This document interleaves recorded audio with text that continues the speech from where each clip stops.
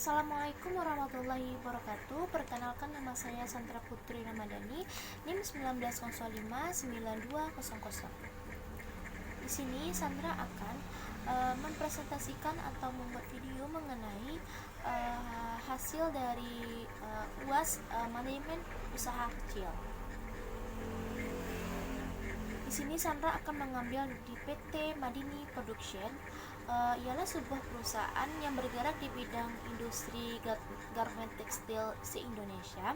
Perusahaan ini berdiri sejak tahun 13 November 2009 dan salah satu tekstil garment terbesar di Indonesia.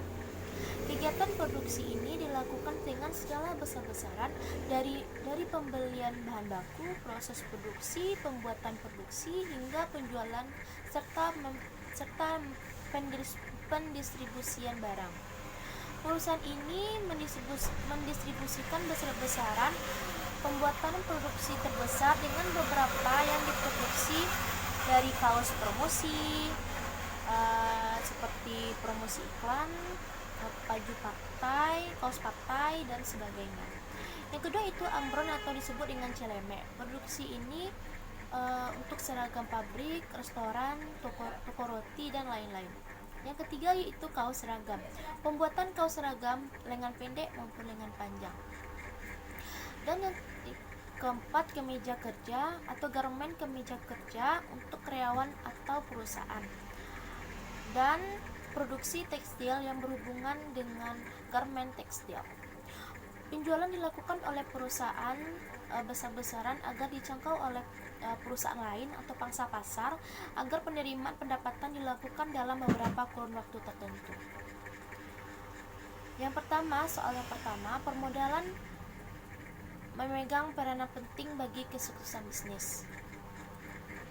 Modal ialah sebuah fondasi awal dari suatu bisnis. Dengan modal inilah perusahaan dapat menjalankan perusahaannya atau bisnisnya. Adanya ketersediaan modal pasti akan membuat seluruh kegiatan bisnis dapat berjalan dengan lancar. Modal ini juga bakal menjadi bisnis yang akan berkembang. Sehingga modal ini kuat, maka kesuksesan bisnis pun dapat dicapai. Modal inilah yang mempunyai keseluruhan bisnis sehingga tercapainya laba. Dan yang kedua, fungsi pokok yang harus dilakukan oleh manajemen keuangan. Ada beberapa fungsi, ada 5 fungsi. Yang pertama yaitu planning atau perencanaan, di mana manajer keuangan harus melakukan dan membuat perencanaan keuangan untuk perusahaan dari arus kas hingga laba rugi.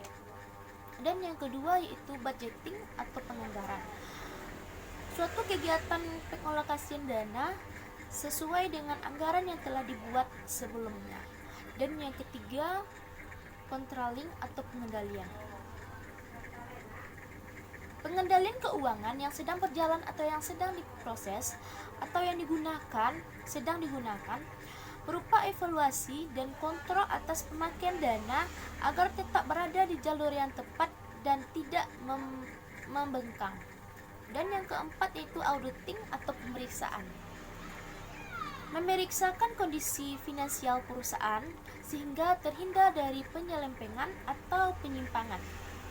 Dan yang terakhir yaitu reporting atau pelaporan. Melaporkan kondisi keuangan perusahaan serta transparan dan terbuka. Dan soal yang nomor 3, kapankah fungsi menggunakan dana dinyatakan efektif dan efisien? Dari mana sajakah sumber-sumber perusahaan tersebut? Fungsi dana dapat dinyatakan efektif dan efisien apabila telah digunakan dan dialokasikan sesuai dengan tujuan atau anggaran secara tepat dengan biaya seminimal mungkin. Sumber-sumber modal perusahaan itu ada 2, yaitu sumber internal atau modal internal, yang kedua yaitu modal eksternal. Modal internal ini berasal dari dalam perusahaan atau dari keluarga yang mempunyai perusahaan lain, seperti hasil penjualan produk itu, penjualan saham dan sebagainya. Yang kedua yaitu modal eksternal. Modal ini dapat diperoleh dari luar perusahaan atau dana dari para kreditor maupun pemegang saham, seperti pinjaman dari lembaga keuangan lainnya atau pinjaman bank.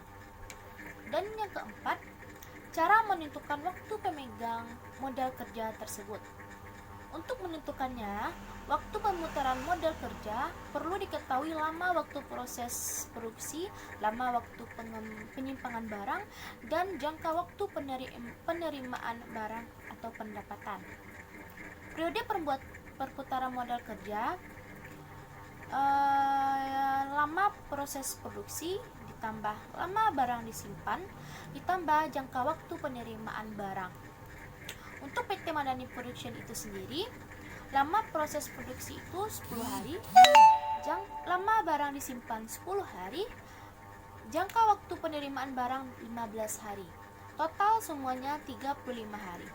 Kapasitas proses produksi mencapai lebih dari 125.000 pieces per bulan dalam PT Madani Production.